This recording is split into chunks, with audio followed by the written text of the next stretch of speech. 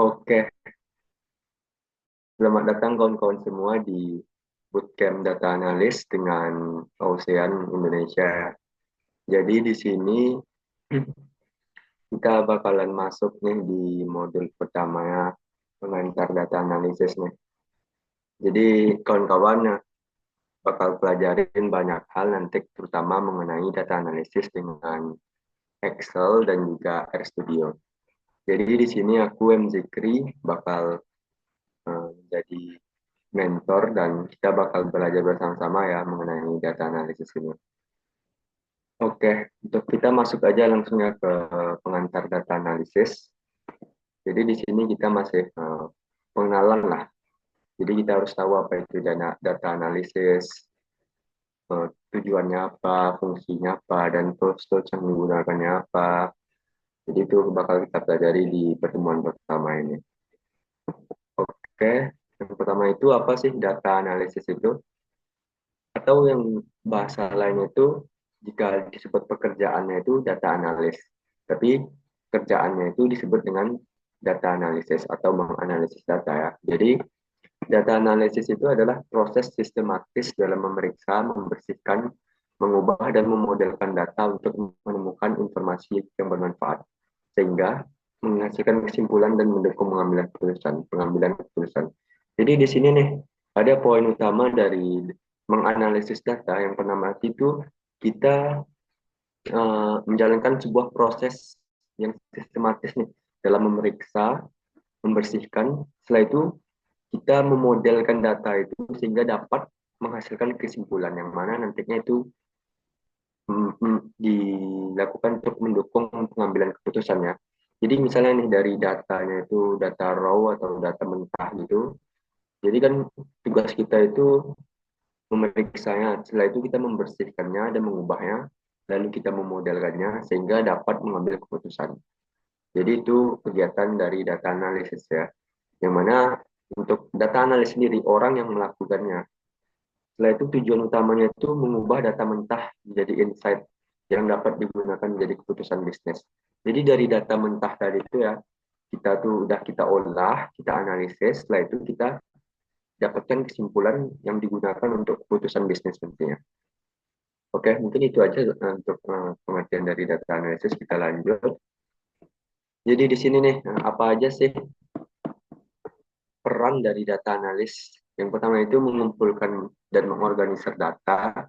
Jadi ini adalah tahap pertama dari peran data analis itu.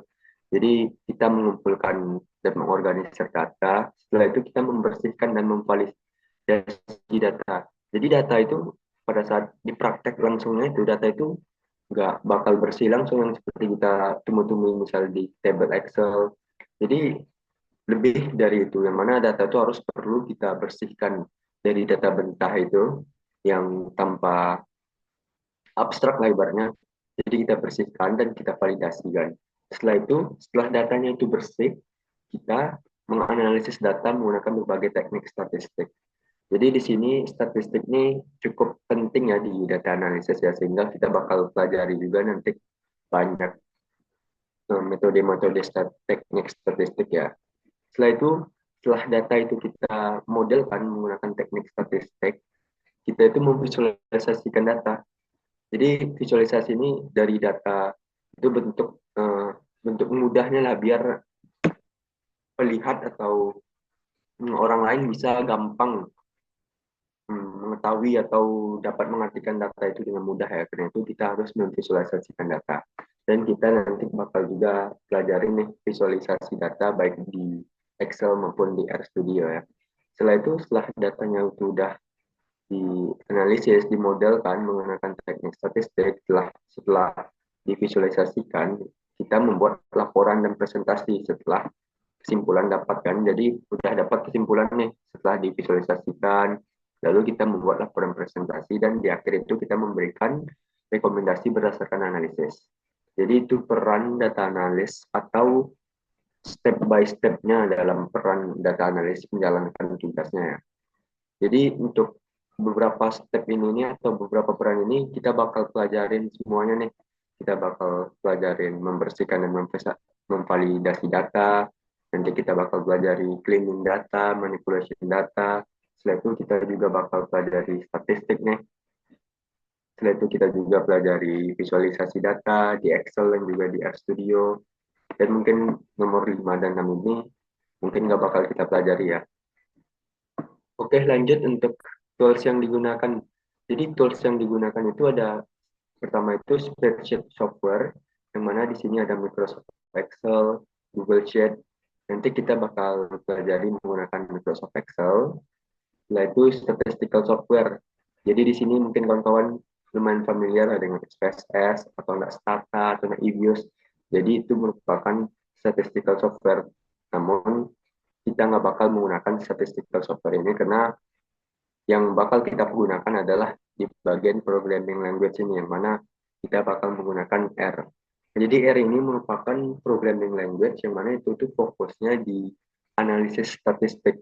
Jadi R ini sangat powerful ya untuk digunakan untuk statistical software dan juga untuk keperluan data analisis. Sehingga aku menggunakan R Studio untuk bootcamp data analisis ini. Walaupun ada lain untuk programming language-nya itu menggunakan Python, tapi kita tidak bakal menggunakan, kita lebih menggunakan R di sini, yang mana package-nya itu ada ggplot, R tadi, R. Nanti kawan-kawan bakal pelajari juga apa itu package, apa itu ggplot, dan lain-lainnya. Dan selanjutnya itu fungsi dari program language ini analisis data lanjutan. Jadi kita nggak bisa nih, misalnya datanya itu terlalu kompleks atau datanya itu terlalu besar, kita nggak bisa nih menggunakan Microsoft Excel karena bakal susah ya. Jadi kita bakal menggunakan RStudio untuk analisis data lanjutan dan juga machine learning. Jadi nanti kita bakal pelajari juga nih analisis data lanjutan, kita bakal juga pelajari machine learning, walaupun kita bakal basic doang ya untuk bagian machine learning ini, tapi itu udah oke sih untuk membuka jalan kita di dunia data ya. Oke, lanjut. Selanjutnya itu ada database management system, visualisasi tools, kayak Tableau, Power BI, Looker, dan business intelligence tools. Jadi dari tools yang 4 sampai 6 ini nggak bakal kita gunakan, tapi R udah bisa kok, programming R udah bisa visualisasi data, yang mana itu sangat-sangat powerful juga. Jadi kita bakal hanya mempelajari Microsoft Excel dan juga R. Jadi kawan-kawan nggak perlu mempelajari semua tools yang digunakan ini, cukup expert di satu bidang aja. Dan yang aku sarankan, kawan-kawan harus terus belajar menggunakan RStudio ini, karena RStudio ini tools atau programming yang sangat powerful ya untuk data analysis. Yang mana bakal kita pelajari ya. Oke, kita lanjut ya. Setelah kita ketahui apa aja nih tools yang digunakan nih, setelah itu kita harus tahu juga basic-basic mengenai data nih. Kalau kita ingin menyelam lebih dalam mengenai dunia data, kita harus tahu nih apa-apa aja basic dari data. Jadi kita harus tahu juga apa itu jenis-jenis data. Yang pertama itu kita bakal harus mengetahui sifat dari data. Yang pertama itu ada data kuantitatif dan juga kualitatifnya. Yang pertama untuk data kuantitatif itu ada discrete dan kedua itu ada continue. Jadi di sini discrete itu dapat dihitung. Yang mana contohnya itu jumlah pelanggan. Biar aku jelasin biar gampang ya. Oke, misalnya discrete ini itu dapat dihitung ya.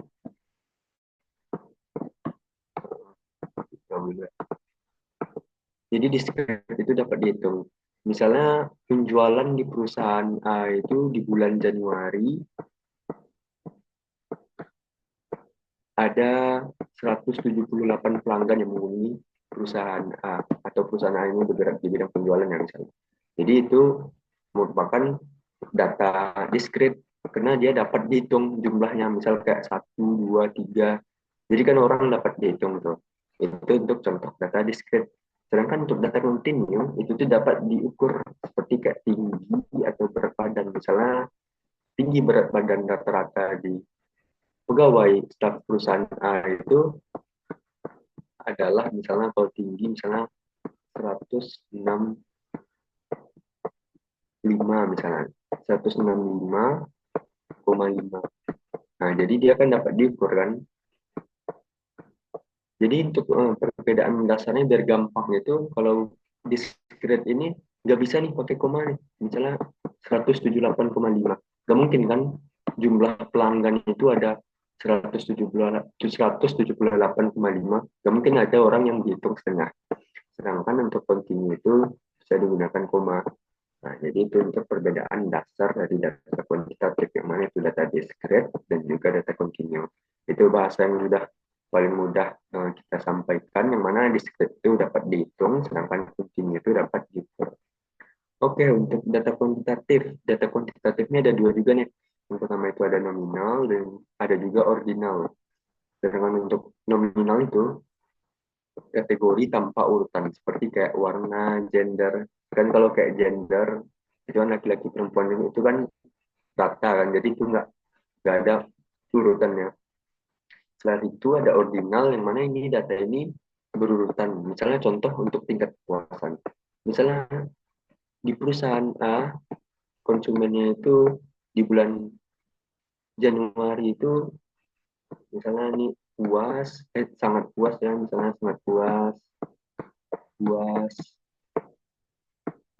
normal. Jadi itu data ordinal ya. Jadi dia ada tingkatan itu, misalnya puas, sangat sangat puas, puas, biasa aja, tidak puas, sangat buruk. Nah, jadi itu untuk contoh data ordinal.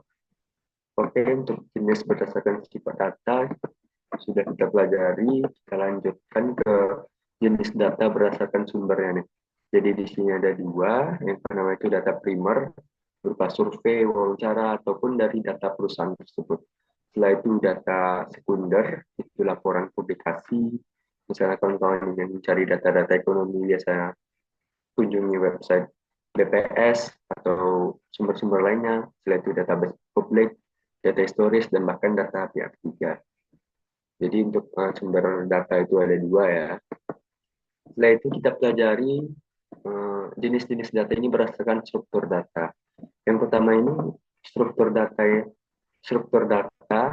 semi struktur data, dan unstructured data.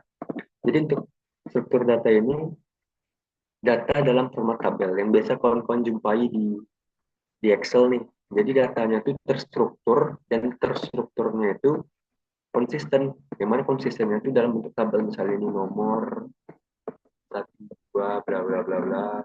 Nah, dan itu contoh bentuk struktur data dalam format tabel yang mana intinya struktur data ini dia konsisten dan memiliki struktur yang jelas, dan struktur yang jelas di sini ini yang saya contoh ini dalam bentuk tabel. Oke, mungkin kawan-kawan udah sering lihat sih untuk data strukturnya, data-data yang biasanya kita lihat di Excel, yang mana itu kalau dalam Excel itu biasanya dalam bentuk format table. Setelah itu ada semi structured data, ada JSON. Di sini lumayan abstrak ya, kita nggak bakal pelajarin ini, dan ini lumayan tingkat lumayan lanjut ya. Tapi kawan-kawan harus tahu juga namanya JSON, email, dan lain-lain. Yang mana semi struktur data ini dia terstruktur, tapi dia tidak konsisten dalam strukturnya. Sebagaimana struktur data dalam format tabel ini, dia terstruktur dalam bentuk tabel sedangkan dan dia konsisten dalam bentuk tabel sehingga dia dinamain struktur data. Setelah itu untuk semi struktur ini dia kadang terstruktur dan kadang dia tidak. Jadi dia tidak konsisten dalam struktur data. Jadi dia disebut semi struktur data. Nanti kalau ada waktu ya aku liatin gimana contoh data JSON-nya. Tapi itu kita bakal pelajarinya. Setelah itu struktur data ini lumayan lebih abstrak lagi nih. Masa data ada dari teks bebas, ada dari gambar, tapi itu ada kawan-kawan untuk jenis data seperti itu, mana itu digolongkan ke jenis data berdasarkan struktur data, dan dia tergolongkan unstruktur data. Oke, untuk berdasarkan struktur data kayaknya udah oke ya. Kita lanjut berdasarkan waktu pengumpulan ya. Dan di sini ada tiga, yang pertama itu cross sectional, ada time series, dan ada panel data. Dan untuk cross sectional itu data akan dikumpulkan dalam pada satu titik waktu. Jadi dia banyak data itu dikumpulkan dalam satu titik waktu. Misalnya di bulan Januari, misalnya penjualan untuk setiap produk di perusahaan A. Misalnya ini produk produk X, bisa menjelaskan ini produk Y, misalnya produk Z, misalnya penjualan di bulan Januari itu ada bla bla bla bla, misal X bla bla bla bla, dan dia dalam satu waktu, dan waktu di sini yang kita gunakan itu bulan Januari. Jadi dia banyak variabelnya, yang mana itu variabel barang X, total penjualan barang X, total penjualan barang Y, total penjualan barang Z, dan itu pada bulan Januari. Oke, itu untuk kasus cross-sectional data.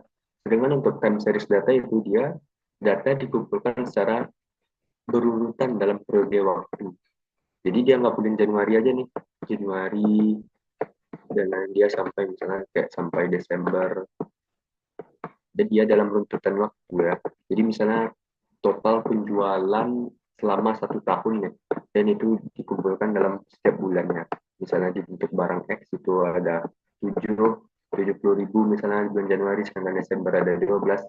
Nah, jadi itu dia dalam rentang waktu ya kawan, dan data itu berbentuk historis. Berbeda dengan cross-sectional data, dia ada beberapa barang, total penjualan barang, contoh data total penjualan barang, tapi itu dalam satu waktu, yang ini bulan Januari. Sedangkan untuk time series itu dia dalam runtut waktu nih, misalnya dari Januari sampai Desember, misal untuk total penjualan barang X. Itu untuk time series data. Setelah itu untuk panel data itu kombinasi. Jadi dia kombinasi berbagai barang dan dalam rentang waktu yang banyak.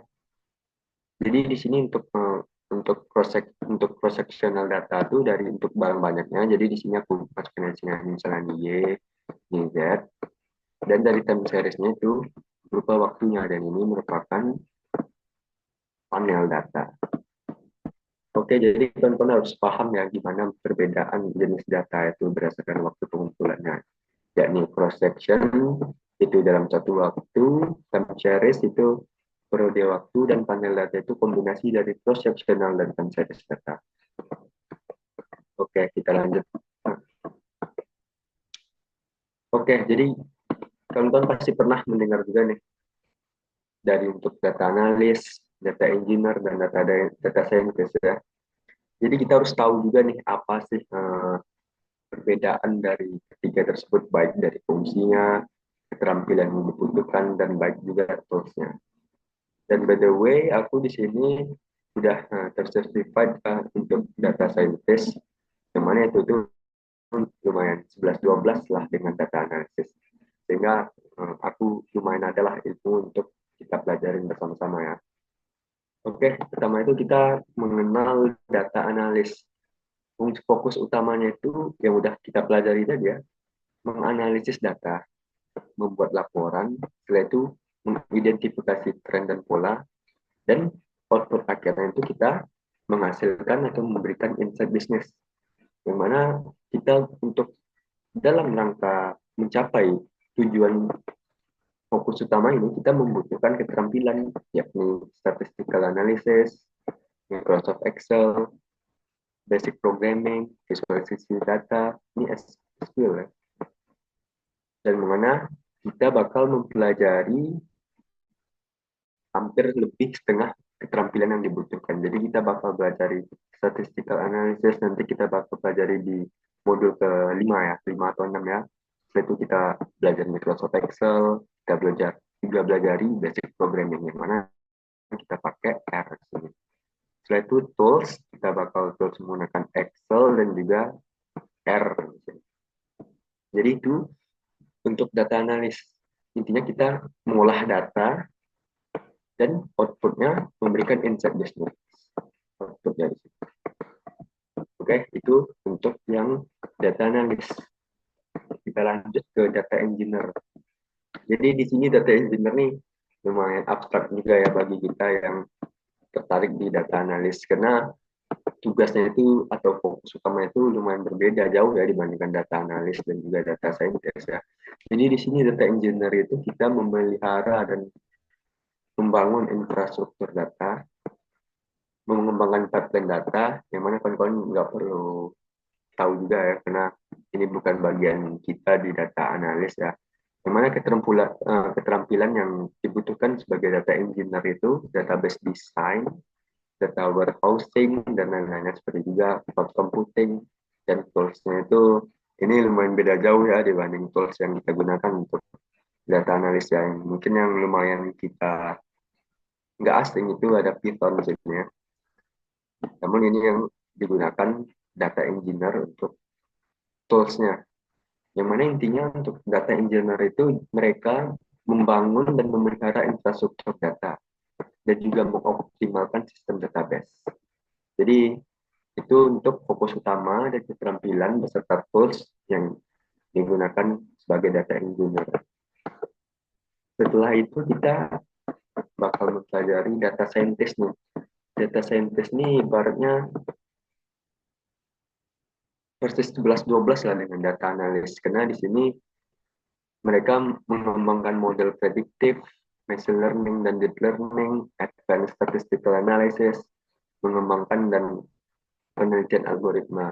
Jadi keterampilan yang dibutuhkannya itu advanced statistik, advanced mathematics, machine learning, deep learning, dan fokus mereka itu biasanya di data scientist ini wajib menguasai dua ini nih, machine learning dan juga deep learning. Nanti kita juga bakal pelajari ya machine learning ya, walaupun kita bakal pelajari basicnya, tapi itu lumayan oke sih. Oke, toolsnya itu ini lumayan gasing ya, karena kita di sini ada Python atau R atau TensorFlow yang mana ini. Jadi Python, scikit-learn, Cloud ML platform. Jadi itu untuk data scientist. Yang mana fokus utamanya itu mengembangkan model prediktif menggunakan machine learning dan deep learning. Jadi itu data scientist. Jadi udah tahu nggak apa perbedaan dari data analis, data engineer, dan data scientist. Jadi data scientist itu mengembangkan model prediktif menggunakan machine learning dan deep learning. Sedangkan data engineer itu memelihara dan membangun infrastruktur data, sedangkan kita sendiri, data analis itu menganalisis data dan memberikan insight bisnis. Oke, jadi bab yang udah kita pelajari udah oke ya untuk pertemuan pertama ini. Jadi nantinya kawan-kawan semoga aja banyak belajar ya, dan kita sama-sama belajar di bootcamp ini. Kita bakal ada nantinya 7 pertemuan ke depan, jadi kita bakal banyak belajar hal mengenai data analisis, dan kami sendiri dari Ocean udah merancang pembelajaran yang sangat sistematis ya, sehingga kawan-kawan yang dari basic sekalipun bakal bisa mengikuti course ini hingga akhir, dan nantinya kawan-kawan di akhir bakal mendapatkan projectnya sendiri untuk portofolio kawannya. Jadi moga aja kawan-kawan terus semangat. Oh ya, mungkin aku tampilin aja dulu ya modul atau silabus yang bakal kita pelajari ya. Oke, berikut silabus yang bakal kita pelajari nih. Terdapat 8 pertemuan ya. Jadi di sini untuk pengenalan data analisis ini udah kita pelajari barusan ya. Jadi kami udah merancang step by step nih. Jadi untuk 3 pertama ini kita gunakan, kita spend waktu kita untuk murni dalam mempelajari basic-basic dari data analisis dan juga tools yang bakal kita gunakan. Jadi di sini di bab pertama ini kita udah pelajarin kan pengenalan data analisis, kayak toolsnya, jenis data, bedanya dengan data scientist atau data engineer, itu udah kita pelajari ya. Selanjutnya kita juga bakal pelajari tools dasarnya, yakni Microsoft Excel. Kita bakal pelajari fungsi dasar Excel, shortcut, dan lain-lain. Setelah itu kita juga bakal pelajari RStudio nih. Nanti aku bakal tunjukin juga gimana cara install R dan RStudio, dan kita bakal pelajarin basic-basic pemrograman R. Dan kawan-kawan nggak perlu takut ya, karena kita bakal pelajari dari sangat-sangat basic, jadi itu akan sangat menyenangkan loh. Ini untuk 3 bab ini kami rancang untuk pengenalan tools dan apa itu data analysis. Setelah itu untuk 2 pertemuan selanjutnya itu kita langsung masuk ke core dari data analysis itu. Yang mana di sini kita bakal pelajari data analisis dengan Microsoft Excel nih. Dan yang mana nanti kita bakal pelajari fungsi logika, fungsi lookup, kita bakal pelajari pivot table, data analysis tools, dan juga kita bakal pelajarin visualisasi data nih di Excel. Maaf. Oke, selanjutnya setelah kita pelajari basic-basic R, kita langsung masuk ke analisis data dengan R nih. Kita bakal pelajari data manipulasi, data cleaning, data reshaping, dan banyak lainnya. Dan yang menurut aku, bab ini paling core dari kursus topik kita nih. Aku warnain aja warna merah ya. Dan ini yang paling core ya, bab modul 5 dan modul 6. Jadi tunggu aja di bab ini karena kita bakal pelajari banyak nih dan terus mendalami data analisis di bab ini. Setelah itu di bab terakhir kita bakal pelajarin juga nih statistik dengan R. Jadi kita udah fokus ke R lagi nih ya. Kita cukup sampai Excel di bab 4 nih dong ya. Setelah itu kita bakal fokus di R Studio. Karena apa? Karena Excel itu nggak bakal bisa bertahan lama. Misalnya kita mengolah atau menganalisis data dengan jumlah yang besar, Excel nggak bakal mampu sehingga kita mau nggak mau harus mempelajari yang lebih advance sedikit yaitu R. Jadi di sini nah itu kami memilih fokus fokus R setelah bab 4. Jadi dari bab 5 hingga bab 7 kita bakal banyak belajar R ya. Dan jangan sekali lagi jangan pernah takut karena kita bakal pelajarin basic-basic R di bab 3 ini ya. Oke, lanjut di bab 6 sama bab 7 ini kita bakal pelajarin bisa dibilang lumayan advance-nya, apalagi di bab ke-7 kita udah menyentuh machine learning nih. Oh, ini kurang jelas ya. Jadi di bab 6 ini kita bakal pelajarin statistik. Ingat tadi udah kita pelajari ya bahwasanya statistik itu sangat penting di data analisis. Karena itu kita wajib pelajarinya walaupun lumayan susah atau lumayan ribet, tapi kami udah menyiapkan modul yang sesimpel mungkin ya. Jadi kita nggak bakal banyak pelajarin rumus-rumus matematika untuk statistik, kita nggak bakal pelajarin itu. Kami udah merancang sesimpel mungkin agar kawan-kawan bisa fokus dan belajar dengan mudah sehingga output nantinya kawan-kawan bisa terus tertarik di bidang data, terutama di data analisis ini ya. Nanti untuk data analisis ini dengan statistik ini kita belajar uji hipotesis, belajar ANOVA, dan nanti kita bakal pelajari pengantar regresi. Setelah itu di bab 7 kita pembahasan lanjutan nih. Kita bakal belajar machine learning. Jadi mungkin kawan-kawan pernah dengar machine learning. Jika belum nanti kita bakal pelajari dan kawan-kawan bakal tahu apa itu machine learning dan apa aja fungsi dan kegunaannya. Dan untuk machine learning kita sendiri kita hanya fokus di supervised yang mana di sini kita bakal pelajari regresi linear dan juga regresi polinomial. Oke, untuk model terakhir kita bakal pelajari capstone project, bukan pelajari tapi kawan-kawan akan mendapatkan project sendiri berdasarkan semua rangkaian yang sistematis ini. Jadi nanti kawan-kawan mendapatkan project sendiri untuk portofolio kawan-kawannya nanti. Oke, mungkin sekian ya dari pertemuan pertama ini. Aku harap kawan-kawan terus semangat belajar ya, karena ini lumayan menantang ya, karena lumayan panjang perjalanan kawan-kawan dalam menempuh bootcamp ini. Tapi kawan-kawan harus semangat, karena bakal worth it di ujungnya. Oke, mungkin itu aja sekian dari aku. Wassalamualaikum warahmatullahi wabarakatuh.